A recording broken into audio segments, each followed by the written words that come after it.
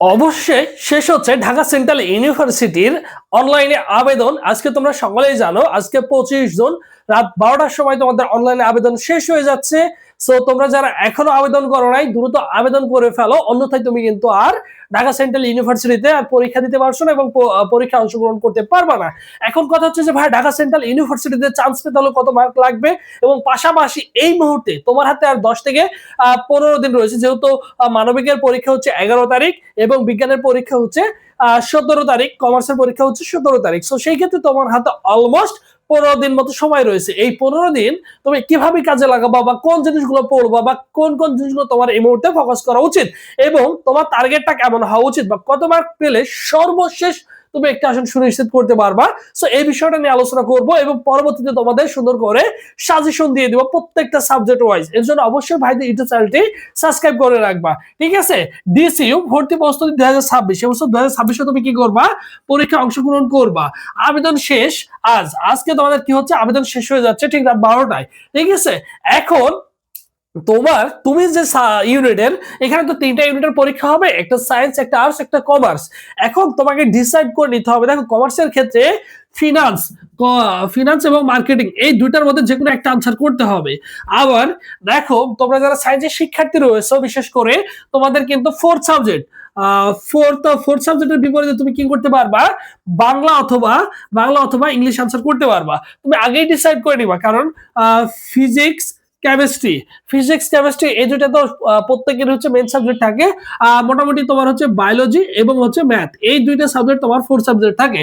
এখন কোন শিক্ষার্থী যদি মনে করে আমি যদি ম্যাথ আনসার করি, যে ভাইয়া 25-এর মধ্যে ম্যাথ আনসার করলে 25-এর মধ্যে হচ্ছে আমি 8 পাবো, আর যদি আমি বাংলা আনসার করি বা ইংলিশ আনসার করি 25-এর মধ্যে আমি 15 প্লাস তুলতে পারবো, তাহলে বা যদি 15 প্লাস তুলতে পারো বা 15 তুলতে পারো বা দেখা যাচ্ছে ম্যাথের কাছে তুমি 8 থেকে কি করলা 10 তুলতে পারছো, তাহলে যদি 5 মার্ক, এক কথায় মোটামুটি 5 মার্ক, যদি 5 মার্ক বেশি তুলতে পারো ম্যাথ তুলনায় বাংলা বা ইংলিশ, তাহলে তুমি অবশ্যই কি করবা? অবশ্যই তুমি সেই বাংলা অথবা ইংলিশটা আনসার করবা। কারণ ভর্তি পরীক্ষায় ঢাকা সেন্ট্রাল ইউনিভার্সিটি আমরা বিগত বছরে দেখেছি মোটামুটি সায়েন্স থেকে জিপিএ সহ যে সকল শিক্ষার্থীর 68 ছিল 120-এর মধ্যে কত ছিল ভাইয়া? 120-এর মধ্যে 68 ছিল, তারা কিন্তু ঢাকা সেন্ট্রাল ইউনিভার্সিটির চান্স পেয়ে গেছে। এবং মানবিকের ক্ষেত্রেও সেম তাই। সো সেই ক্ষেত্রে তোমাকে কি করতে হবে ভাইয়া? তোমাকে টার্গেট রাখতে হবে। যদি ইন্ডিভিজুয়াল যদি চিন্তা করো যে ভাইয়া শুধু কত মার্ক পেতে হবে, যদি এইরকম চিন্তা করো, যদি শুধু চিন্তা করতে চাও, তাহলে মোটামুটি তুমি 45-এর উপরে যদি থাকে, বিগত বছর দেখা গেছে 46 মার্কের চান্স হয়েছে। জিপিএ যার হচ্ছে 20-এ বেশি ছিল আর ভর্তি পরীক্ষা হচ্ছে 46 মার্ক তুলতে পারছে। পাস মার্ক কত? পাস মার্ক আমরা সকলেই জানি 40। 46 যে পেয়েছে সে হচ্ছে চান্স পেয়েছে। সো তোমার টার্গেট থাকবে, টার্গেটটা আমরা সবসময় বেশি রাখবো এবং সর্বনিম্ন, যেহেতু এবছর প্রতিদ্বন্দ্বীর সংখ্যা তুলনামূলক বেশি হবে, সো সেই ক্ষেত্রে তুমি কি করবা? অবশ্যই মিনিমাম তোমাকে 50 পেতেই হবে, এরকম টার্গেট রাখো 50 প্লাস, এবং তোমার টার্গেট থাকবে মিনিমাম 60। মিনিমাম তুমি 60 প্লাস টার্গেট রেখে তুমি কি করবা? তোমার টার্গেট থাকবে 60।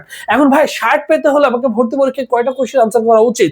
এখন অলমোস্ট যে কোনো ভর্তি পরীক্ষা যদি তুমি চিন্তা করো, মিনিমাম 90টার কাছাকাছি আনসার করাটা উচিত হবে, ঠিক আছে? তুমি যতই ভালো পরীক্ষা দাও না কেন, তুমি যদি মনে করো ভাই 60টা বা 70টা আমি শিওর দাগিয়ে আসছি, এখন দেখা যাবে 70টা শিওর দাগালে ওর মধ্যে দেখা যাবে তোমার কিন্তু 8টা 10টা এমনিতেই ভুল হয়ে যাবে, 8টা 10টা এমনিতেই ভুল হয়ে যাবে, ঠিক আছে? তাই তোমাকে টার্গেট রাখতে হবে মিনিমাম 85 থেকে 90-এর কাছাকাছি তোমাকে কি করা উচিত? আনসার করা উচিত, ঠিক আছে? এটা হচ্ছে কিসের ভিত্তিতে? এটা হচ্ছে কোশ্চেন প্যাটার্নের উপর ভিত্তিতে। যদি কোশ্চেন খুবই হার্ড হয়, তাহলে তো আসলে এতগুলো কোশ্চেন আনসার করা উচিত হবে না। যদি তোমার কাছে মনে হয় যে কোশ্চেন স্ট্যান্ডার্ড মানে রয়েছে, কোশ্চেন বরাবর ঠিকই আছে, বাংলা ইংলিশ জিকে ঠিকই আছে। এবার বিশেষ করে দেখো তুমি মানবিক বিভাগের শিক্ষার্থী, জিকে এর উপরে তোমার মার্ক রয়েছে কত? জিকে এর উপরে 50 মার্ক রয়েছে।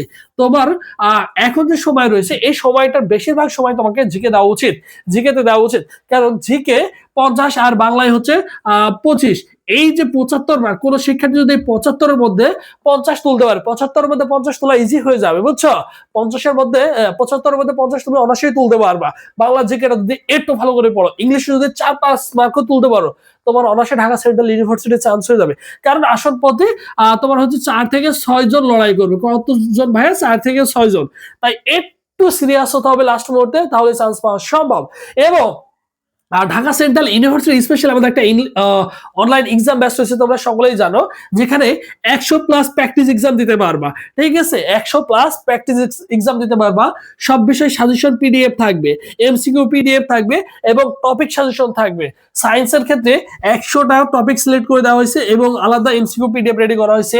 মানবিকের জন্য তোমার হচ্ছে টপিক সিলেক্ট করে দেওয়া হয়েছে বাংলা, ইংলিশ, এবং প্রত্যেকটা সাবজেক্টের জন্য আলাদা আলাদা এমসিকিউ রেডি করা হয়েছে। যেমন ইংলিশের জন্য 400 এমসিকিউ পিডিএফ রেডি করা হয়েছে, বাংলার জন্য 700 এমসিকিউ পিডিএফ রেডি করা হয়েছে।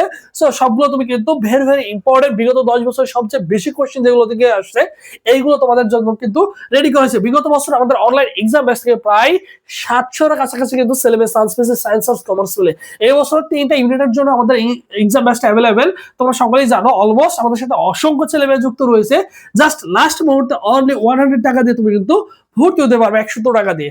ভর্তি হওয়ার জন্য তোমার কি করতে হবে? 01727675241 এই নম্বরে 100 টাকা বিকাশ বা নগদ সেন্ড মানি করবা, করে এই নম্বরে হোয়াটসঅ্যাপে নক দিয়ে তোমার ইউনিটটা উল্লেখ করবা। তুমি যদি সায়েন্স হও, এ, বি বা সি ইউনিট, তুমি যে ইউনিটের হও সেটা তুমি উল্লেখ করলে তোমাকে সঙ্গে সঙ্গে সকল শিক্ষার্থীদের সাথে গ্রুপে অ্যাড করে দেওয়া হবে এবং সেখান থেকেই তুমি সকল বিষয় সাজেশন, নোট, গাইডলাইন এবং পোস্ট ব্যাংক পিডিএফ সহ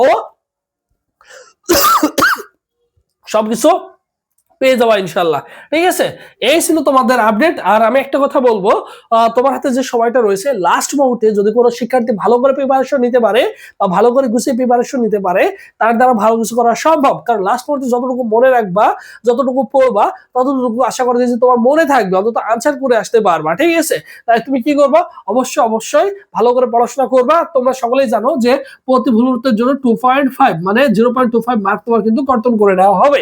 সেই জিনিসটুকু তোমাকে মাথায় রাখতে হবে। তো সবাই ভালো থাকো, সুস্থ থাকো। পরবর্তীতে আবার তোমাদের সাথে দেখা হচ্ছে। আল্লাহ হাফেজ।